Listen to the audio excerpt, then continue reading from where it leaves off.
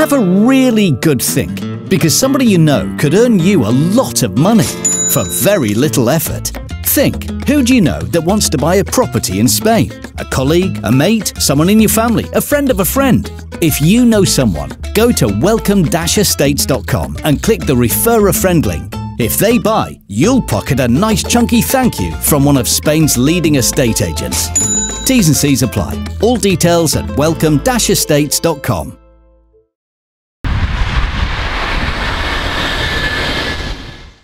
Hello, all you hardcore boxing fans out there. How are you doing? It's Russ here from Pokey's Corner, the biggest gob in sport. Today I'm joined by Julian. How are you doing, Julian? I'm all right, mate. I'm all right. I'm liking the profile picture. It's better than some you've had recently. Yeah, I thought I'd go for full hog tonight. Full hog. Looking good, mate. Better than Conor anyway. Oh, God. Right, we'll go straight in then. Now that the dust has settled, we know what Conor Benn's doing. They're going that route, aren't they, with cap in hand job. But before we get to that, criminal charges. A lot of people emailing me, should there be criminal charges? Because they knowingly tried to put an event on, selling it and letting people book stuff and all that. Will there be criminal charges? I think there's a lot of noise around the whole event, isn't there? I mean, criminal charges, I guess what is the charge and what constitutes an actual offence? Because you know yourself, in terms of criminal charges, you have to tick certain boxes technically for there to be an offence or an attempted offence. That might be a bit strong, but what I do know, and this might have happened in the background, if I'd have bought tickets and I'd have booked flights, I'd be looking for some kind of compensation. If I had trained somebody on an undercard and I'd want my expenses paying for that boxer, time they'd had off work, etc. So certainly there should be a big compensation payment, because this wasn't just a freak accident, someone getting injured, was it? Whereas to pull out of an event, this was something they knew was wrong. They still tried to push the show forward. And anybody who was involved in that really should have some kind of payout. Yeah, I agree. I mean, if it were Bricktop and that, Eddie Hills would be pushing money for all sorts of complaints and telling people they should go for their money back and blah, blah, blah. Well, how do these fans get the money back? Because a lot of people lost the money, didn't they? They had to go to a London for weekend and no boxing, didn't they? Well, this is the arrogance of the likes of Eddie Hearn, Frank Smith, Conor Benn. All these people are millionaires. And, Eddie was talking about, this has cost us $1 million. He must have quoted that about 15 times. It cost them £1 million. £1 million to Eddie Hearn's like a fiver, to most people. To him, £1 million to him, it's like nothing. We'll get that back to the corporation tax, won't we, that? Yeah, it's absolutely nothing. We all saw the Matchroom online accounts, didn't we? How much money they'd actually made. Absolutely loaded. Good for them. That's enterprise. That's fair enough. But did everybody get compensated? Because I do know that they said all the opponents and all the undercard boxers were going to get rescheduled on another event. And I don't know if that happened or not. Well, makes you wonder, doesn't it? Do you know what? We've not heard yet, although we heard a little bit about this with, I think I sent you something, it might have been this morning, Russell, I can't remember, on Boxing News or whatever it was, Boxing Social. It's the first time that Conor Benn has actually said something like, and you said this would happen days ago, he said, "I'm sorry for the fans." It's actually the first time I believe the words "I'm sorry." Well, it's only hand they've got left, isn't it, now? Yeah, he's not sorry. All we've had is arrogance and arrogance and arrogance. It's not worked. It's not worked with any of them. They've got to a point where there's been a massive backlash, not just from boxing and boxing fans, because boxing fans always like a good moan. I do myself, we all do. But there was a backlash from the writers, the boxing board, and licensed boxers and coaches and managers. There's been a widespread condemnation of their actions. And it's only because of that they're now showing some kind of contrition and saying, "I'm sorry for the fans." Are you still suing the Boxing Board of Control? Are you still suing BARDA, the WBC, UCAD? Are you still suing everybody? Or are you doing a bit of a U-turn now? Realise it's been the biggest public relations act that we've seen for so long. And you realise now you're potentially out in the cold. You're not boxing June the 3rd. We all knew that. And are you genuinely sorry for being caught? Are you sorry for inadvertently ingesting banned substances in your system? Are you sorry for trying to put a show on what was morally, and I would probably say legally, wrong to do? Or are you just sorry that you didn't get away with it and you didn't get to earn millions and stage a fight against a weight-drained, ill-looking fighter against a guy who got loaded gloves? What are you actually sorry for? He's probably sorry for not getting the dough, isn't he? Yeah, he wasn't sorry when he was saying, what was it? I hope the apology is as deafening as the accusations or something. And we've all seen these arrogant sort of little things he's been putting out, bullying the WBC, tagging on Twitter, Sullivan saying, I want to get on with my career, hurry up, hurry up. You've had my documents for 3-4 weeks now. You're stopping me getting on with my career. And ultimately, we know the only people stopping Conor Benn get on with his career is Conor Benn and the team around him, because they've tried to circumvent decency, the process, and what's right, and just get away with basically boosting. And it's come back to bite them, hasn't it? And no one comes out of this looking good. And genuinely, you think, you know what? I don't know how long this is going to last now. This real negativity around those guys, it's going to last for some time.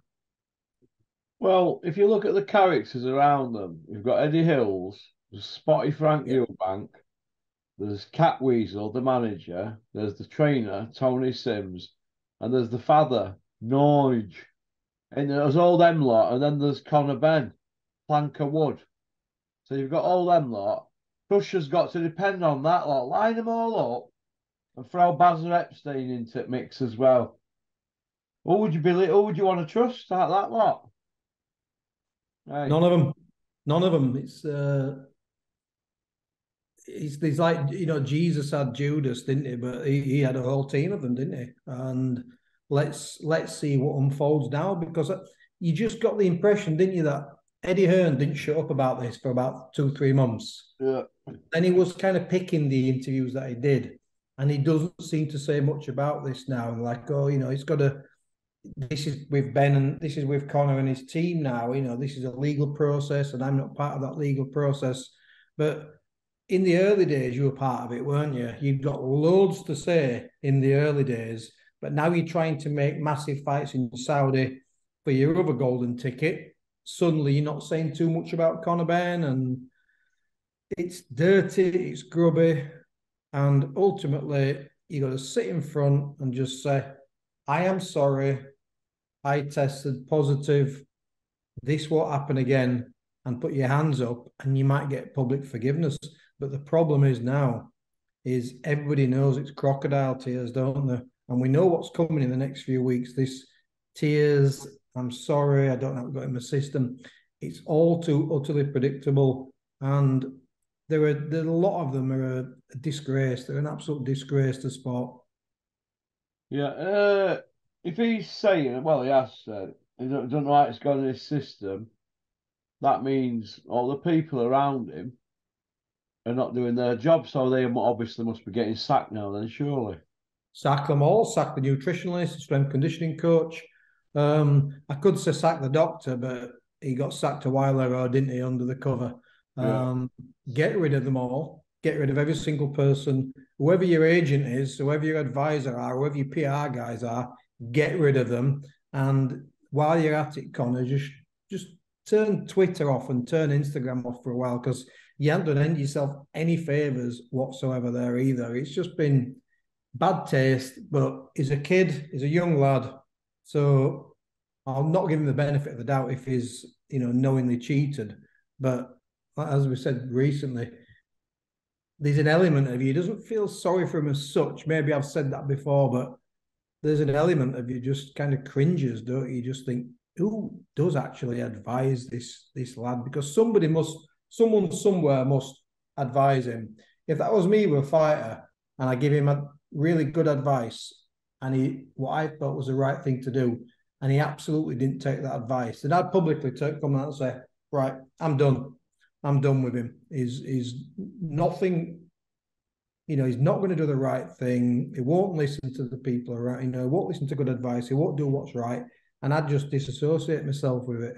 But they're all smelly out there, every single one of them, and people keep saying, "Why are you all continually talking about this now? Let the process happen," which we should let the process happen. But there's just been no humility around it, as there's been no, you know what? He said, "I'm sorry to the fans," but what is he actually sorry for? That'd be the question I would ask. And you can feel now, can't you, all the reporters and all the kind of there's a kind of a you can sense with Gareth A. Davies, can't you, and everybody else now. They're all gearing up to kiss his backside again, aren't they? Well, what's he going to have to do now to keep his sponsors when he gets banned? Is he going to just shut everything down, shut social media down, disappear, and train like a Trojan and come back and win fans over that way? Or is he going to go down the poster boy route to keep the sponsors on board and grovel with the begging bowl? Yeah, I mean, you can just sense, can't you, the winds have changed in the last few weeks, and as we said, particularly this morning when it was that he's starting to talk to more people now, isn't he? Even though it's small amounts at a time, He's he's had a starting. heart to heart with a gad, hasn't he? Yeah, yeah. Is you're going to get now little things come out because, as we've said, every other approach is done. The arrogance, obnoxious approach hasn't worked, and now we're going to get the tears and we're going to get the upset. And I just want to carry on with my career, but we're not hearing the words, "I got it wrong," all the way through. I got it wrong. I did it, and I'm going to have to rebuild because it's too that. I mean, fighters don't admit to failed drugs tests anyway, do they? I mean, I might have been critical of Amir Khan, but it's kind of refreshing how Khan said, "Don't know how it got there. Must have been a handshake. Must have been a swig of my mate's protein drink. No idea how it got there." But yeah, I'll take the ban. So obviously Khan was a different situation. He's at the end of his career, but generally fighters have some kind of defense, but the defense that is used all along is that the world-class laboratories of VADA, or the absolute world-class anti-doping agencies who never get contamination, who really don't get this wrong, they've got 4 tests wrong. Even though they didn't know it was me, my name's not on it, they've got all 4 tests wrong. And it's that arrogance, isn't it? It's not in the system. Because if that was me, or if that was one of my fighters, I'd say, look, we're going to have to backtrack. We're going to have to look at everything that's been eaten and drank and everything that's been administered during this training camp. We have to get to the bottom of this and find out, test all the supplements to see what's in them, where have they come from, where are these made? But you'd backtrack. There's a chain of custody, isn't there? But they haven't done any of that. It's just said, not in my system. I don't agree with WBC. Not in my system. And there's no admission of any kind. Science, which he, clearly believed in by saying, I've paid for a set of independent scientists, but he absolutely believed in the scientists by saying, Eddie Earn, we've said it before, science going to blow you away, science going to blow you away. Science hasn't blown anyone away. In fact, the science didn't even blow Jose Sullivan away from the WBC, who even said himself, I'm not a scientist, but nah, that doesn't make sense. Nothing wrong with the VADA testing process in the laboratories. They're absolutely A1. Yeah. It's just horrendous. Yeah, it is. To Tony Bellew bias at the moment, is it surely he must know what he's coming out with lately. Do you think he needs help, or Is he just doing it to stay in with media and DAZN and all that lot? Because it's pretty embarrassing lately, isn't it? I mean, even his colleagues are like, "What's going on here?"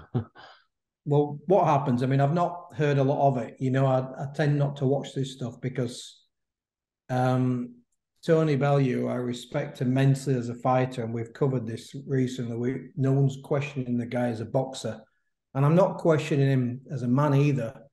But we saw the Derek Chisora Usyk fight, didn't we? When the kind of pro Chisora, pro Matchroom guys, and Bellew was one of them, were coming out with absolutely insane scorecards. But ultimately, you have to be objective, and he's not objective. And if you're going to work, as a broadcaster or a pundit, you have to be objective. And he clearly isn't. And I think as I said, as a fighter and as a man, I like Bellew, I do. But when I stopped taking him seriously as a pundit, and I always refuse to believe a Bellew or a John Nelson don't know boxing. These guys bloody know boxing. I don't believe they don't know boxing. But when he said before the Usyk and Joshua rematch, I saw something what Bellew had said when I used to subscribe to DAZN, is technically the best heavyweight since Mike Tyson. I didn't know what to say. And I just thought, wow, Tony, you really have lost the plot. Because, since Mike Tyson, we've had some heavyweights called Lennox Lewis, Evander Holyfield, and the Klitschko's. And he said he's the best technical fighter since Mike Tyson about Anthony Joshua. So when a guy comes out with such drivel as that, how can you ever put any credence in what he says? What about David Price, heir apparent to Klitschko's?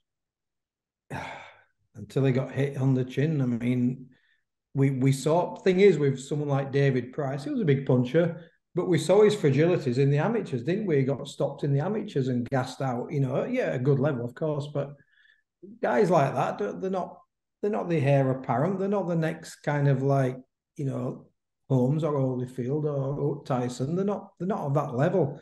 You just have to be objective, don't you? It's one thing favouring, the boxers who are your mates, but you have to be realistic. A little bit like when, I'm a Dewsbury lad. When Gary Sykes got his world title shot against Adrian Broner, the question I got asked was, Broner was unbeaten at the time. He was pound for pound, super featherweight, smashing everybody to pieces. Sykes wasn't even a British champion at the time. He'd lost his belt. And the question I got asked all the time, and people looked at me like, have you just said that, was, realistically, what chance do you think you've got against Broner? And I says, it's a real slim chance. We're working on not getting taken out early on, and we'll just see what happens. But realistically, I had a conversation with Gary, and which says, what might happen now, don't you? This guy, you're here, and this guy's right up there. And you know what might happen. And people are like, well, what kind of coach are you? He's supposed to give you boxer confidence. And no one knows what we worked on in the background. But ultimately, you've got to be honest with your fighters. It's your duty as someone's friend and someone's coach to be realistic and say, look, we're going to give it everything we've got. Everything we've got. We're going to go in there with a winning mentality. But this is like a 1,000-to-1 shot, Sykes and Broner. And we were just realistic about that. But the way that they talk to Anthony Joshua, and I've said this before, and the matchroom fighters, but particularly with AJ, they're not doing him any favours. Spencer Oliver's not doing him any favours, because if they don't address the glaring weaknesses that Joshua's got, they're not doing him any favours whatsoever. What glaring weaknesses would you say he's got, Julian? Well, he doesn't. His stamina isn't that great. People say he's gone 12 rounds, he's done this, he's done that. AJ fights in bursts. So whenever you've seen AJ let his hands go early and hard, it takes 3 or 4 rounds to recover. So his explosiveness is only good in small windows. So that's one of them. Defensively, he's not great. He can be outboxed. He can be pinged quite easily against anybody who's got any kind of reach. But I think technically, he's just got like someone who's an Olympic gold medalist and a 2-time world champion. Technically, he's not great. The way he positions his hands, he kind of prays and holds his hands to the front. He's tight. He's quite tense. He doesn't loosen up. And I think the biggest thing that Anthony Joshua's got, the biggest weakness is he doesn't know how to relax when he's under fire. So you see, I'll give you an example. You see really good fighters like James Toney. James Toney can slip and slide. And I know not everybody's got James Toney's skill set, but Toney could slip and slide for 3 minutes and not do a thing. He could just sit in the pocket, drop the shoulder, roll, pivot, block, slide underneath, claim, spin. And he was brilliant, was someone like James Toney at not doing a lot. Tim Witherspoon was exactly the same. A lot of those Philly fighters used to work inside. Slim Robinson coaches like that would teach them how to spoil, how to smother. And good fighters, as I've always said, Russell, can do not a lot for a whole round and not panic. But Anthony Joshua has to continually work and continually have a certain distance. And if you get close to AJ, he panics.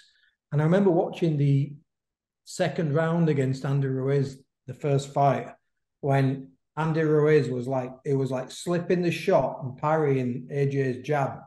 And there was almost like this amazement in AJ's eyes, which was like, what did you just do there? And he didn't quite know how to cut the ring off against Ruiz, and he didn't quite know which way to go. And he didn't know what to do when, you know, Ruiz was just like stepping around him and slipping and sliding. So Anthony Joshua, it's a long answer, but Anthony Joshua's biggest weakness is he can't defend and relax in the pocket. He finds it impossible.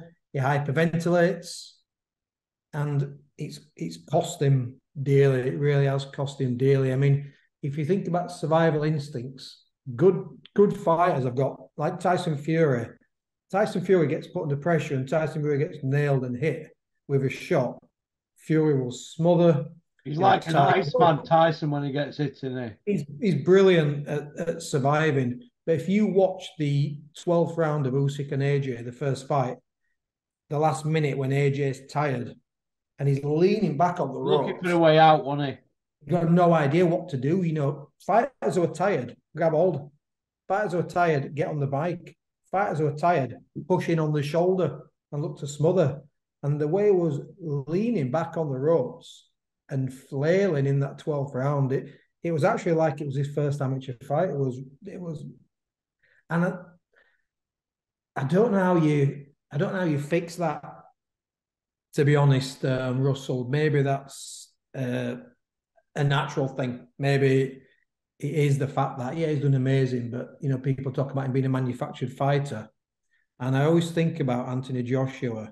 He's a natural athlete. He'd be a good rugby player. He'd be good at sprinting. He'd be good at decathlon. He'd be a good bodybuilder because he's naturally an athletic person. He's got, you know, like great genes, great physique. But I never feel that he's a natural fighter, which is amazing considering, you know, the achievement that he's had. I never get the impression he's relaxed in a ring, ever. A bit like Frank Bruno. Frank Bruno could not relax in a boxing ring at all. Yeah, we could train all day, Jim. Yeah, and people have said to me, what are you talking about relaxed? No one's relaxed in a ring. If it's maybe the word's not relaxed, but comfort levels. There's different levels of comfort being in a ring.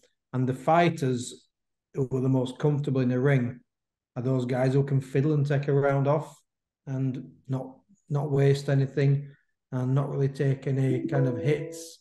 But some guys, they've got to work all the time because if they're not working, they're getting paranoid about being in the zone.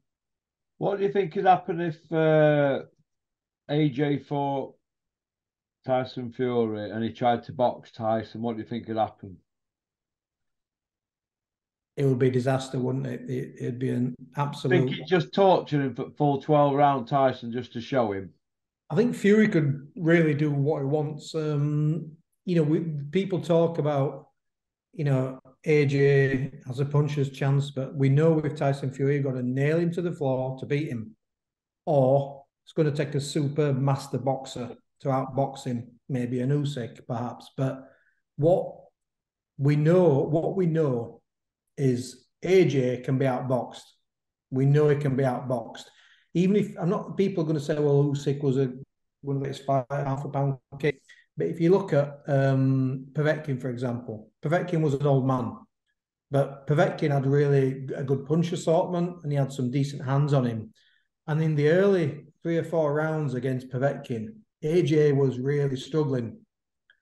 And that's because Povetkin was an Olympian and a good schooled boxer, big puncher, but he had good fundamental basics. So AJ can be outboxed. We know he can be outboxed. But what we also know is he can be outgunned because Ruiz outgunned him. And that's the problem because we know Tyson Fury can win ugly and we know Tyson Fury can win smart. But AJ's shown, there's only certain ways that he wins, and he obviously wins a hell of a lot more than he loses. But if you look at Joshua again, this myth that people keep saying, I hear it all the time, Russell, he's got to go back to being this aggressive killer that he was. He was never an aggressive killer.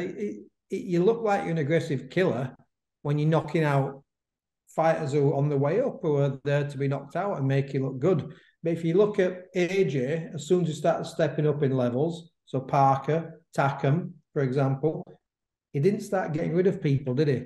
And, he's had 19 rounds against Andrew Ruiz. He hasn't got rid of Andrew Ruiz, who does have a good chin, by the way. But when he steps up levels, and we saw that recently, his last fight against somebody who had a bit of ring craft in Franklin, he's not this killer. He's only a killer when he's knocking guys out like Gary Cornish, who are there, no disrespect, who are there to be knocked out.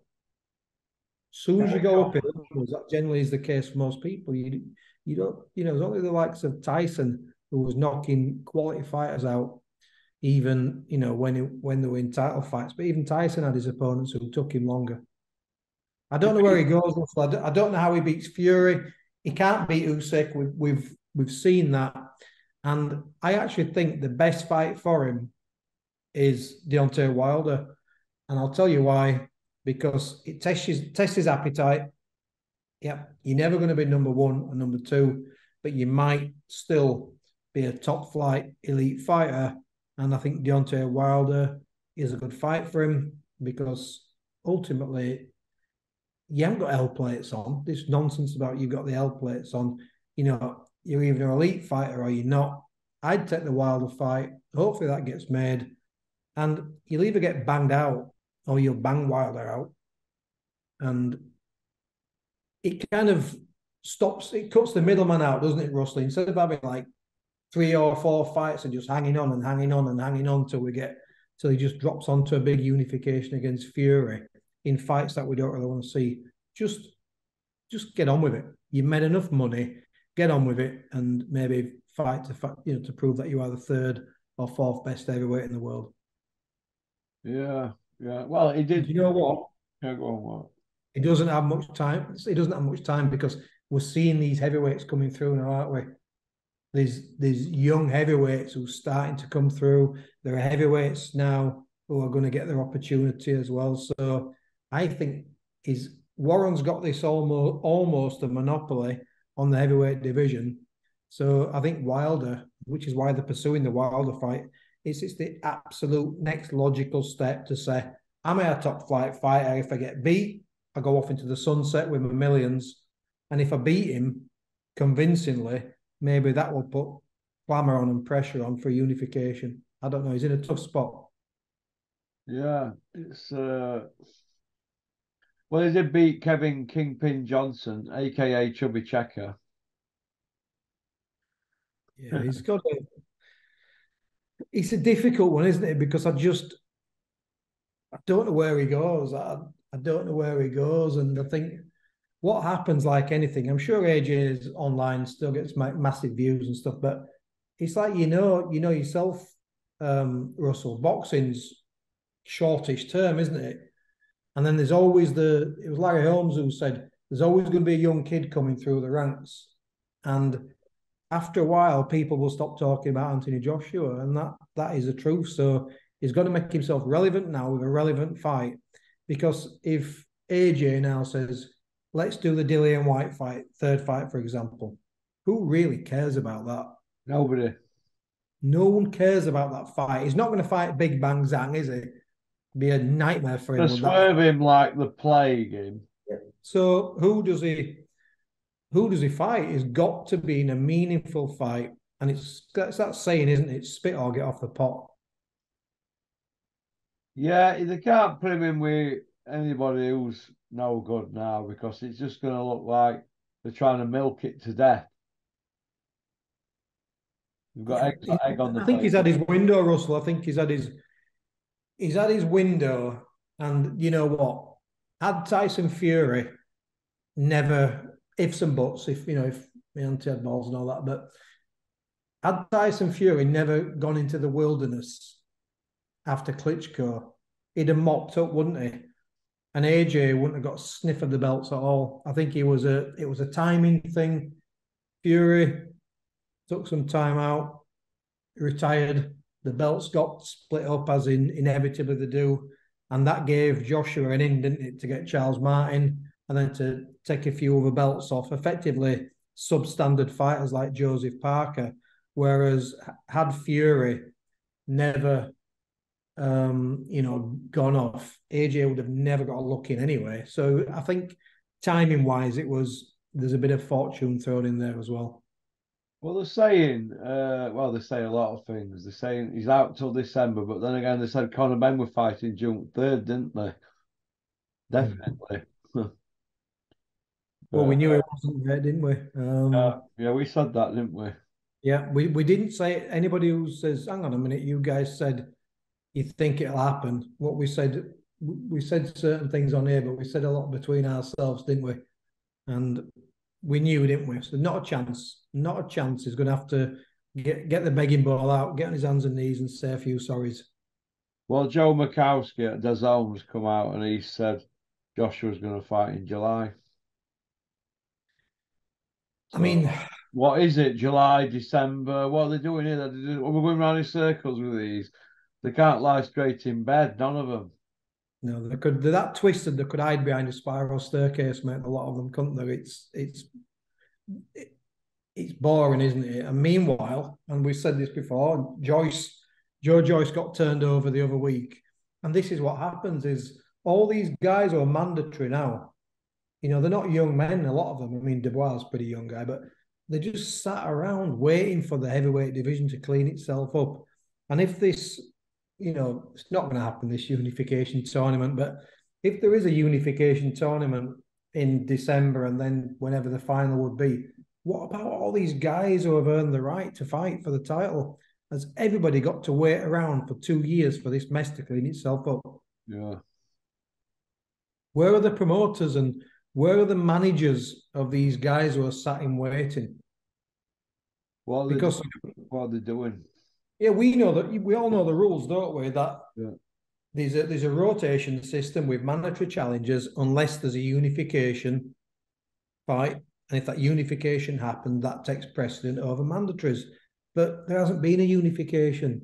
So if I was managing now, if I'm managing Zhang or Joyce previously, or Hrgovic, or all these guys, I'm banging at the table. I'm literally on the phone every single day, like I was. And anybody who says, "Oh, you wouldn't be," yes, I would, because that's what I did with Robert Smith with Sykes when we waited 32 months for him to get his mandate, to get his title back. We waited, and I was ringing him all the time. And Robert Smith will tell you that, writing letters, doing everything, making as much noise as we could. But these guys, no one's harassing the organisations. No one's harassing because they're all happy to just sit there and probably get paid step-aside money. Mick Hennessy did for Howard Eastman and Carl Froch. Absolutely, and that's what you got to do, and that's what you call a manager. That's what you call somebody who's got the fighter's best interests at heart. If your fighter is a mandatory, how long do you have to wait before? I mean, whether Joyce would have got pinged silly by an Usyk or a Fury is irrelevant.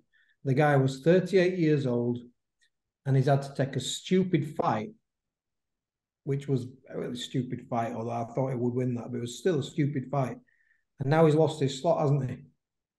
Yeah. So everybody's sat around waiting for a fight that's not going to happen, which is a unification. And now they're all bought into this Dubai nonsense. It's all on lockdown. Buying time out there. They're just buying time, Russell. And if you're Hrgovic, all right, I don't think he's great, but if you're Hrgovic now, are you getting up every morning at 4 o'clock to do the runs? Are you in the gym grafting? Are you paying for sparring partners while you're not fighting, while you're not earning? Or you just sat on the sofa just waiting for a phone call? There's been a lot of damage done, hasn't there? These nonsense rematch clauses, rematch clauses for mandatory challenges. I mean, have you ever heard of such a ridiculous notion in your life? And the division's just been stood still, which is why you've got contenders. I mean, how old's Zhang now? Is he number one? How old is Zhang? 40, really. So you got a 40-year. I mean, surely he's been mandated because he's beaten the mandatory in Joyce. So you got a 40-year-old mandatory challenger. I mean, when does he get his shot? When he's 46? Yeah, it's craziness, isn't it? Stupid. It's ridiculous. Do you fancy that Zhang as number 4 now and not Joshua? I don't know. Fourth best. I thought I was unlucky against Hrgovic. I didn't think it was like the worst robbery of all time. I thought he'd beat Hrgovic. I wasn't massively impressed with either. And when I watched that fight, I thought, wow, is this an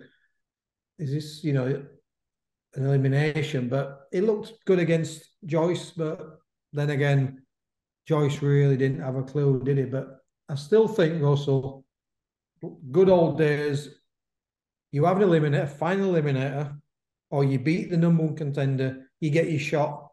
Whether I think Zhang would beat AJ or Fury or Usyk or whoever is irrelevant. I think you got to give a guy a shot at a title. He thought he was Batfink, didn't he, Joe Joyce? Your bullets cannot harm me. My wings are like a shield of steel. Ridiculous, mate. I think we're winding to the end of this one, Russell. My battery's running out. I'll get my charger. Yeah, are we going to do part 2? Yeah, okay then. Yeah, no problem. Give us a minute, buddy. All right, mate. Porky's Corner is proud to be sponsored by Spartan Site Solutions. They are specialists in civil engineering and demolition contracts for the construction industry. Interested parties should visit their website or contact Porky's Corner for a referral at porkycorner@mail.com.